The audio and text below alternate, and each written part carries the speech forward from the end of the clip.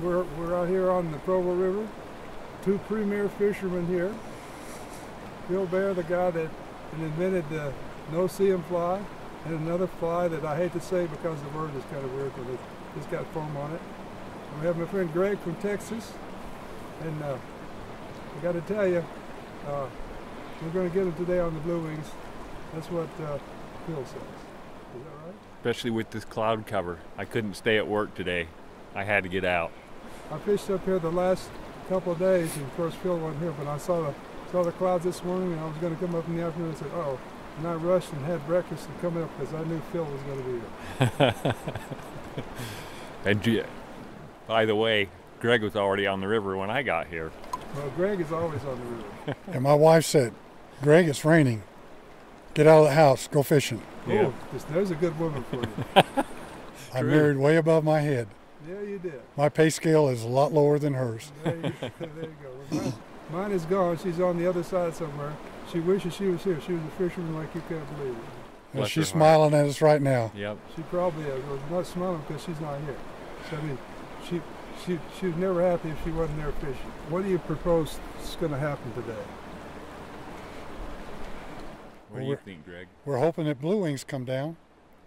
We know yesterday we caught them on small grays, and so we're looking forward to seeing some blue wings on the water. How small? Tiny. Very small. Yesterday I was fishing size 28. Size 28 is like what? It's like 2 or 3 times the size of a head of a pin or something like that? Yes. Tiny. Tiny. They're the true definition of a no-see-em fly. No-see-em because you can't find it. Yep. Good.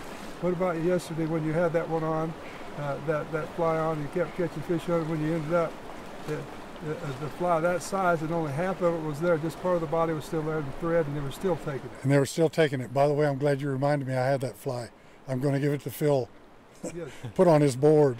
Put on the, now people won't understand what putting it on the board is. Every time I find a fly in the bushes or on the ground, I keep the fly. I put it on a cork board at home, and I don't know, it's just fun to look at.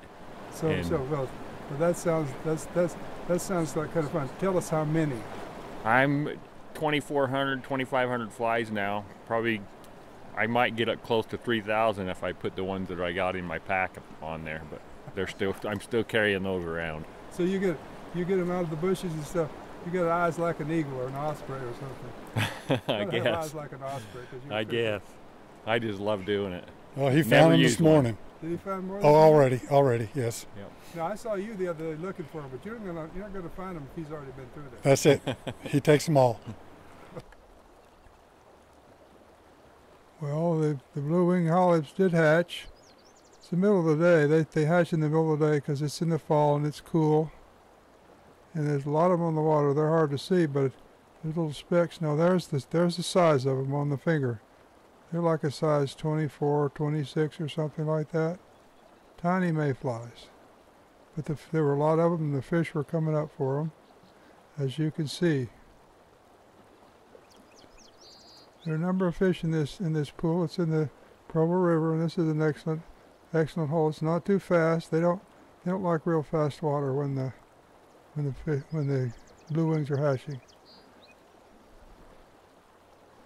Phil Bair's got one on here. Have to play him careful. Tiny hooks.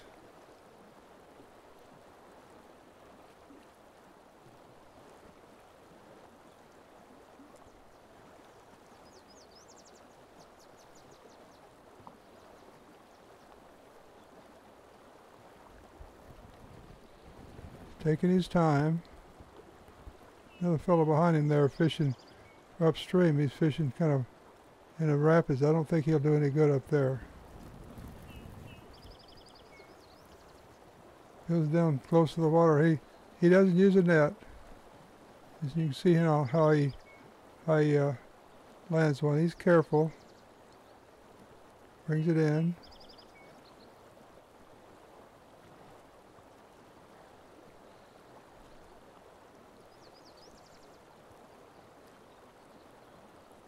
He has a little hemostat there to take the hook out.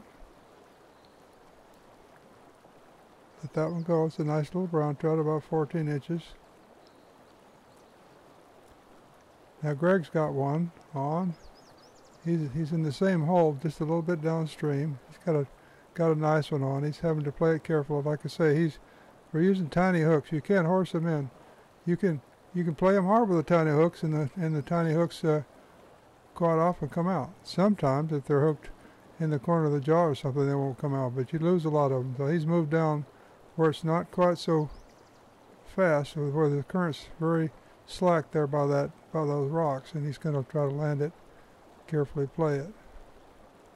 You can see it's in the fall. Still some leaves on the tree there in Utah, central Utah, and on the Provo River, the Middle Provo we call it. Greg's from Texas, but he sure knows how to fish in Utah. Of course, his home down in Texas, he fishes on the Rio Guadalupe. That's the southernmost trout stream in the United States. We'll talk about that another time. But I got that one. Gonna release it. There we go. We caught a lot of them that day, but this just gives you an example.